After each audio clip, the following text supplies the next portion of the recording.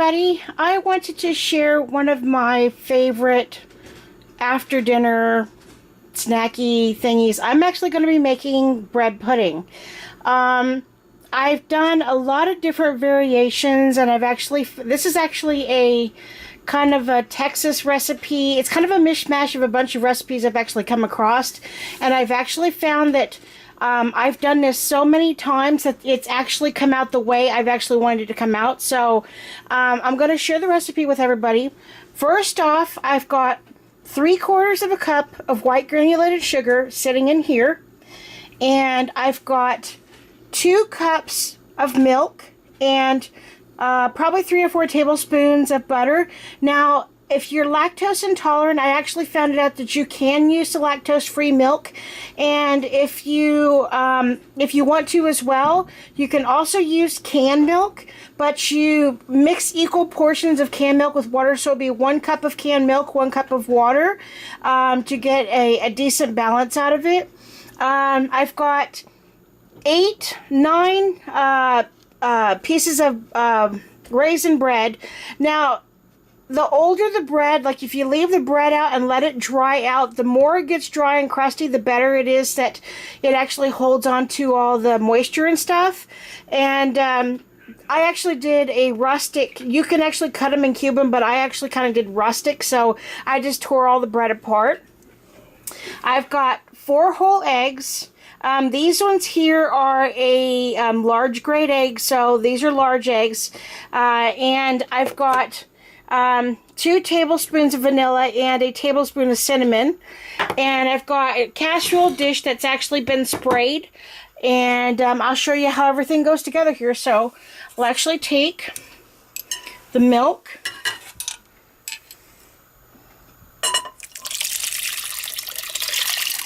Milk and the butter.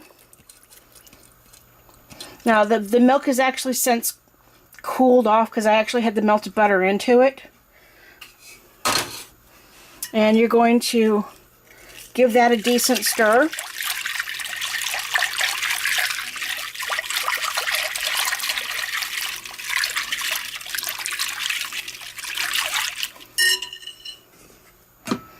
You're going to dump in the eggs.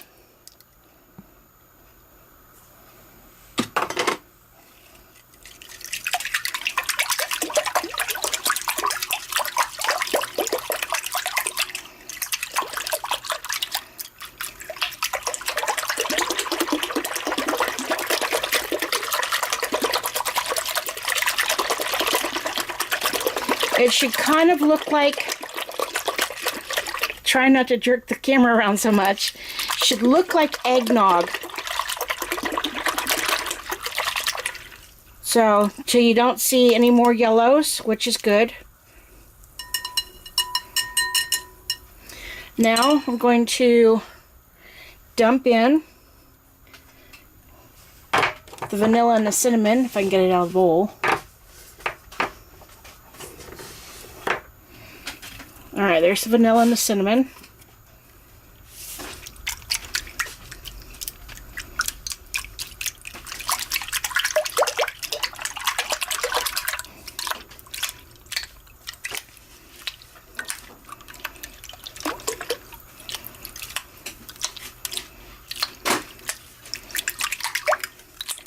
So getting all that broke up. There we go. Got some decent chunks of cinnamon. Now all this is actually, don't be afraid of the lumps and stuff, because all this is actually going to melt away. Then the last thing you're going to do is dump your bread in.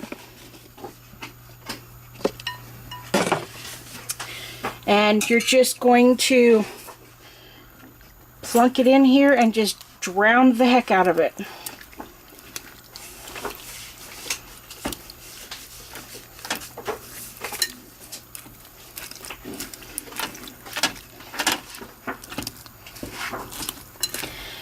Now, when you get to this point here, you're going to want to kind of leave it sit just for a couple of minutes.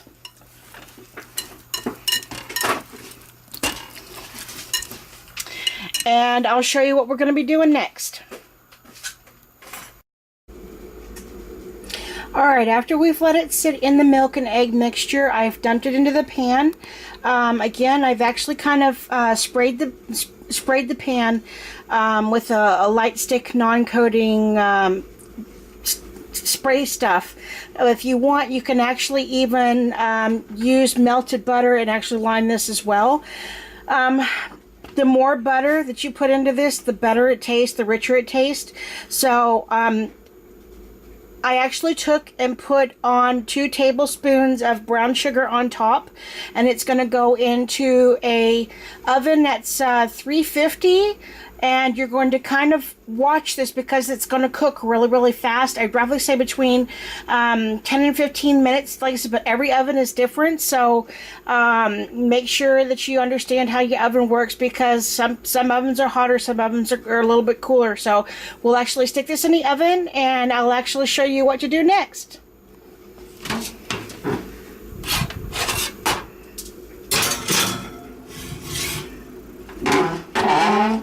And we'll be right back. Alrighty, so right now we're actually making the hard sauce for the bread pudding. This is actually a 1/4 cup of butter, and there is a cup of powdered sugar. It all depends on how sweet. It's all different for each person's taste. It should actually look almost like royal icing. It should be kind of heavy and kind of thick. Now, with the hard sauce, it all depends on everybody's individual taste. Some people like rye, some people like whiskey, some people like rum. It all basically depends on what type of spirits you like having in your hard sauce.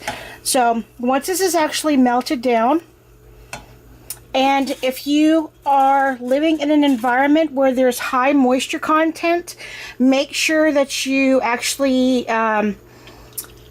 sift your powdered sugars to get all the lumps and stuff out of it, or else your stuff's going to be really, really lumpy. So we'll get that going.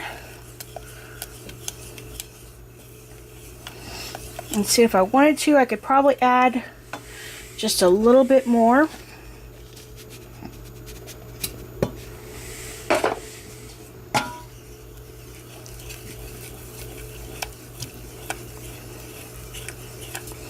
It's actually starting to go saucy now.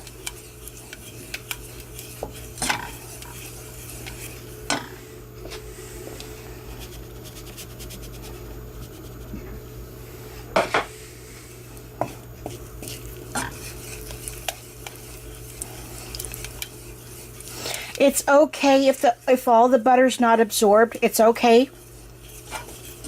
There's really nothing wrong with that, because you want the butter flavor too. So, I am trying something new with my hard sauce. I am actually going to be adding some Crown Royal Black. And I'm actually only going to be adding just a shot to my hard sauce.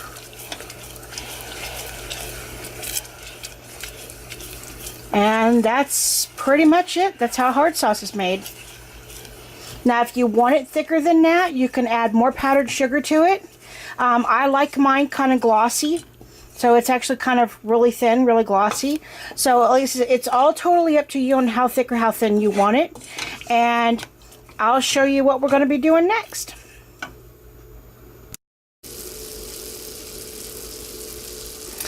Okay, so this is what this looks like. I would say roughly between 25 and 30 minutes, maybe a little bit longer, but that's what it looks like. And as you can see, it's still kind of bubbling around the edges. So this just came out of the oven, and I'm going to let this cool off, and I'm going to show everybody what we're going to be doing next. Alrighty, so here's the finished product, everybody. I've given it, it's still kind of steamy, still kind of hot. I've given it roughly maybe 10 or 15 minutes to cool down. And I've got the hard sauce here, so you're just going to see what I'm doing. Here we go. You're just going to pour some of the hard sauce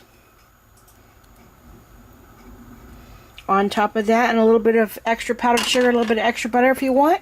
And grab yourself a spoon